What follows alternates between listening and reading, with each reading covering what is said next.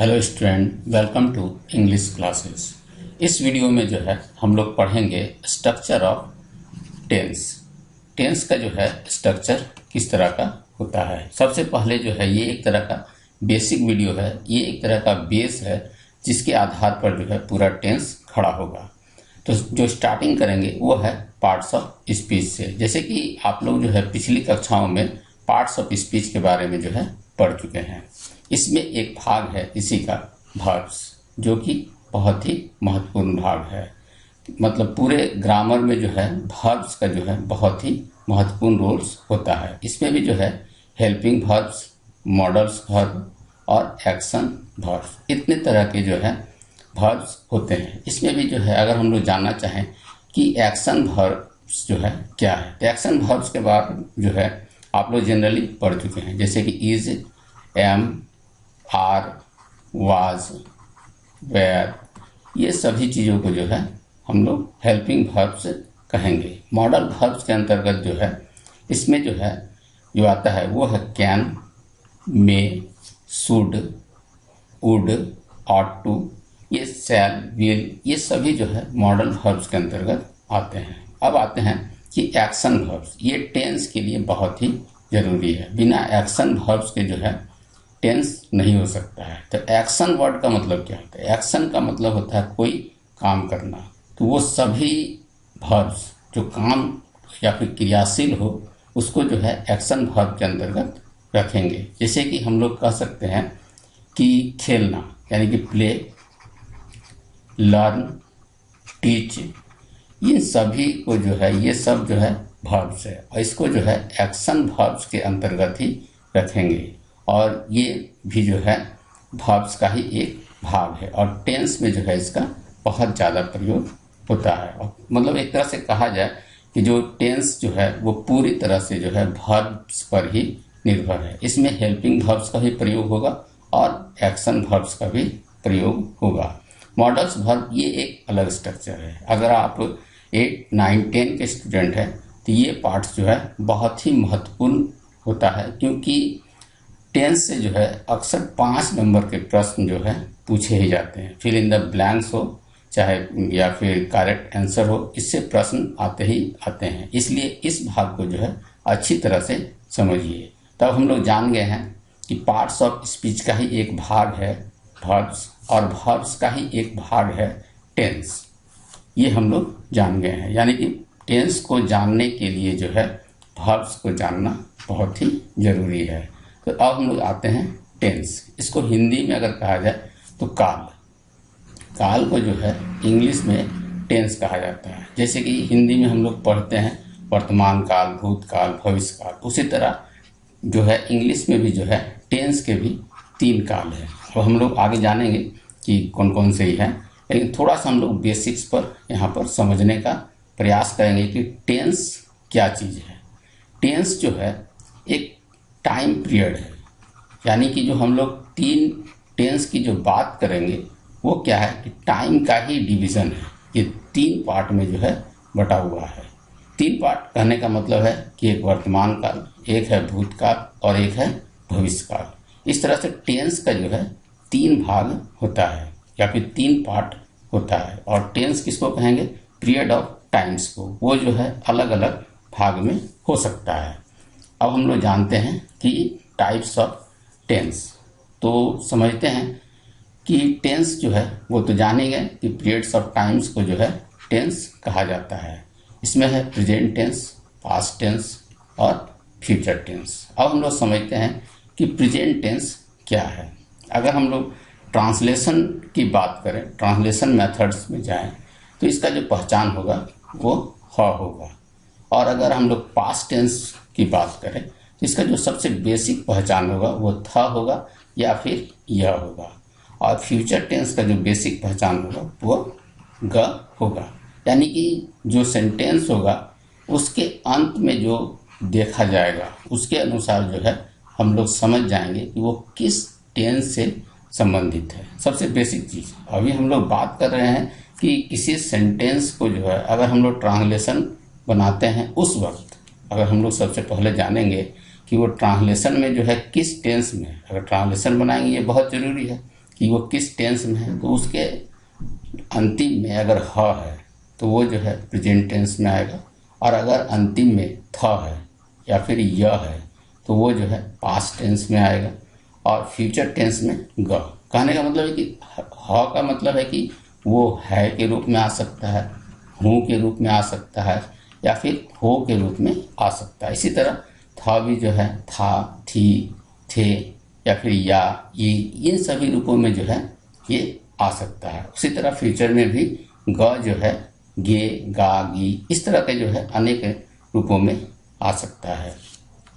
तो ये है टेंस का सबसे बेसिक चीज। ये 3 भागों में होता है, प्रेजेंट, पास्ट और फ्यूचर, और इसका क्या पहचान है ये भी हम लोग जान गए।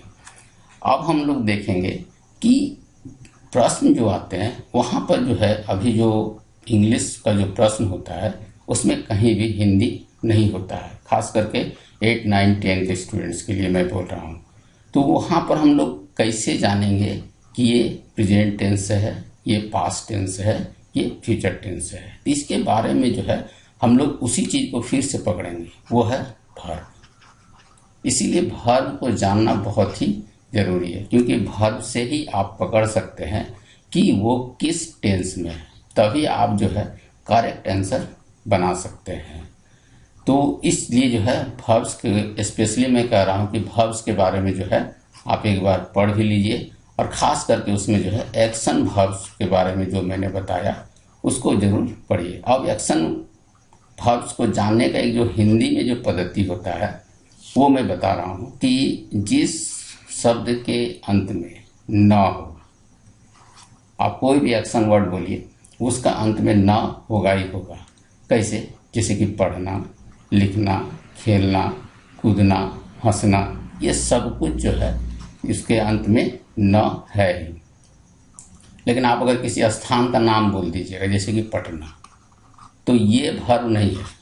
ऐसा ना हो कि उसको भी जो है वर्ब के अंतर्गत रखा जाए। इसीलिए जो है हिंदी में जो होता है एक्शन वर्ड जो होता है उसके अंत में जो है वो शब्द जो होता है उसमें न आता है। तो इस तरह से अब तक हम लोग जो जाने कि टेंस जो है वर्ब का ही एक भाग है, और टेंस के जो है 3 पार्ट है, एक है प्रेजेंट टेंस, पास्ट टेंस और फ्यूचर टेंस। अब हम लोग जानेंगे प्रेजेंट टेंस के बारे में। तो प्रेजेंट टेंस जो है फिर जो है 4 भागों में बटा हुआ है। ये बहुत बड़ा मतलब स्ट्रक्चर है, इसीलिए अभी जो मैं सिर्फ प्रेजेंट टेंस के बारे में बात करूंगा, इसके बाद आने वाले वीडियोस में जो है पास्ट टेंस और फ्यूचर टेंस की बात करूंगा। इसमें जो है simple present tense, present continuous tense, present perfect tense और प्रेजेंट परफेक्ट कंटिन्यूअस टेंस, ये 4 तरह के जो है प्रेजेंट टेंस में भी जो है इसका पार्ट है। इसके आने वाले वीडियोस में हम लोग एक एक करके एक्सप्लेन भी करेंगे कि किस टेंस का क्या पहचान होता है, वो कौन कौन सा कंडीशंस होता है जब अलग अलग टेंस का उपयोग किया जाता है। अभी आप लोग जो है सिर्फ इसके स्ट्रक्चर को समझिए कि प्रेजेंट टेंस का जो है 4 गो भाई है, सीधा सा अगर कहा जाए तो वो है simple present tense, present continuous tense, present perfect tense और प्रेजेंट परफेक्ट कंटिन्यूअस टेंस। अब हम लोग जानते हैं कि सेंटेंस, जब हम लोग टेंस को पढ़ेंगे तो इसमें जो है सेंटेंस बनाएंगे, सीधी सी बात है कि वाक्यों का निर्माण होगा। तो सेंटेंस कितने तरह के होंगे? तो सेंटेंस भी जो है फिर 4 तरह का होगा। एक होगा अफर्मेटिव सेंटेंस, दूसरा होगा नेगेटिव सेंटेंस, तीसरा होगा इंट्रोगेटिव सेंटेंस, और चौथा होगा इंट्रोगेटिव प्लस नेगेटिव सेंटेंस। इसका भी जो है कुछ कुछ पहचान है जो बेसिकली हम लोग समझ सकते हैं। जैसे कि अफर्मेटिव सेंटेंस, इसको जो है सकारात्मक सेंटेंस भी आप कह सकते हैं, यानी कि इसमें नहीं का बोध नहीं होगा, यानी कि नेगेटिविटी नहीं होगी, ठीक ना, ना ही किसी तरह का प्रश्न पूछा जाएगा। ये दोनों चीज अगर नहीं है तो वो जो है सकारात्मक सेंटेंस कहा जाएगा। तो इस तरह का जो है हर एक टेंस का जो है 4 पार्ट और होता है। इसके बाद है नेगेटिव सेंटेंस। ये तो बहुत आसानी से समझ सकते हैं कि जिसमें न हो, यानी कि नहीं का जो है बोध होता हो, यानी कि कोई ना कोई नेगेटिव बात किया जाएगा। इसके बाद है इंट्रोगेटिव सेंटेंस। इसका सबसे बड़ा पहचान है कि इसके अंत में व्हाट का जो साइन होता है वो साइन जो है इसमें होता है। यही सबसे बड़ा पहचान है। इसके बाद हम लोग जानते हैं कि इंट्रोगेटिव सेंटेंस, इसमें दो चीज एक साथ आता है। एक है कि नहीं भी आएगा और साथ ही साथ जो है व्हाट का साइन भी इसमें आएगा। इस तरह से जो है ये 4 पार्ट है सेंटेंस का। इसके अलावा एक पार्ट और होता है, लेकिन वो जो है बाद की भाग में पढ़ा जाता है। वो है WH जो है सेंटेंस, यानी कि जैसे कि व्हाट, वाई, ये सब, या फिर हाउ, ये सब जो लगा के सेंटेंस बनता है वो भी एक पार्ट है। लेकिन फिलहाल जो है हम लोग इस पर चर्चा नहीं करते हैं। हम लोग का जो बेसिकल स्ट्रक्चर है उसी के बारे में बात कर रहे हैं, ठीक ना। तो इस तरह से जो है सेंटेंस भी जो है 4 तरह का होता है। एक बार मैं पूरी तरह से रिकैप कर देता हूँ यहाँ पर कि हम लोग अब तक जो है क्या क्या पढ़े। तो इसमें जो है जो सबसे पहले पढ़े वो था वर्ब्स। वर्ब्स के बारे में हम लोग जान गए। उससे पहले जो है वर्ब्स जो है किसका हिस्सा है, वो है पार्ट्स ऑफ स्पीच का हिस्सा है, और इसके अंतर्गत ही जो है वर्ब उसका एक भाग है। वर्ब्स में भी जो है हेल्पिंग वर्ब्स, मॉडल्स वर्ब और एक्शन वर्ब्स होते हैं, और वर्ब्स के अंतर्गत में जो है टेंस आता है। इसके बाद है कि टेंस के 3 पार्ट हैं, प्रेजेंट टेंस, पास्ट टेंस और फ्यूचर टेंस। अब हम लोग देखते हैं कि प्रेजेंट टेंस में जो है कौन कौन से पार्ट है। तो प्रेजेंट टेंस के भी 4 भाग हैं, simple present tense, present continuous tense, present perfect continuous tense और प्रेजेंट परफेक्ट कंटिन्यूअस टेंस। इसके बाद है कि हम लोग सेंटेंस के बारे में जाने कि सेंटेंस कितने तरह का होता है। तो एक है एफर्मेटिव सेंटेंस, इसके बाद है नेगेटिव सेंटेंस, फिर है इंट्रोगेटिव सेंटेंस और इंट्रोगेटिव प्लस नेगेटिव सेंटेंस। तो इस तरह से जो है ये 4 प्रकार के जो है सेंटेंसेस होते हैं। इस तरह से ये जो है आपका एक बेसिक स्ट्रक्चर है। अगर इसको नहीं जानिएगा और इसको अच्छी तरह से अगर नहीं समझ पाइएगा तो जो आगे जो मैं पढ़ाऊंगा वो भी आपको जो है समझने में बहुत ज़्यादा परेशानी होगी। इसलिए जो है आप लोग इस वीडियो को बार बार देखिए, और जो नोट्स जो PDF में आपको दिया गया है उसको साथ में रखिए और इस वीडियो को समझने का प्रयास कीजिए। और ये समझ जाइएगा तो आने वाले जितने भी लेसन्स होंगे वो आपको आसानी से हो जाएगा। देखिए टेंस अगर आप नहीं जानते हैं, अगर आप बोर्ड के खास करके स्टूडेंट्स हैं, चाहे वो 8 हो, चाहे 9 हो, चाहे 10 हो, इसमें से किसी भी अगर क्लास में आप हैं तो इसमें जो है सबसे पहले तो जो है इस पर आधारित 5 से 10 नंबर जो है आपका भरने के लिए या फिर किसी न किसी तरह से डायरेक्ट प्रश्न होता ही है।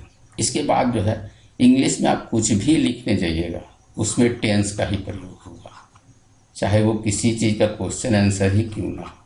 अगर आप टेंस में अच्छा कमांड रखते हैं तो इससे क्या होगा कि आपको जो है आने वाले कुछ और भी जो वीडियोज होंगे उसमें भी समझ जो है आपकी विकसित होगी। साथ ही साथ जो है आप किसी चीज़ का एक्सप्लेन भी कर सकते हैं। तो ये एक तरह का बेसिक वीडियो है। इसके बाद हम लोग जो है जो नेक्स्ट वीडियो होगा उसमें हम लोग जो पढ़ेंगे वो होगा सिंपल प्रेजेंट टेंस के बारे में, जो है अच्छी तरह से हम लोग उसमें एक्सप्लेन करेंगे। उसमें जानेंगे कि हिंदी में क्या पहचान होता है और इंग्लिश टू इंग्लिश जो है किस तरह के सेंटेंसेस को पहचाना जा सकता है। Thank you.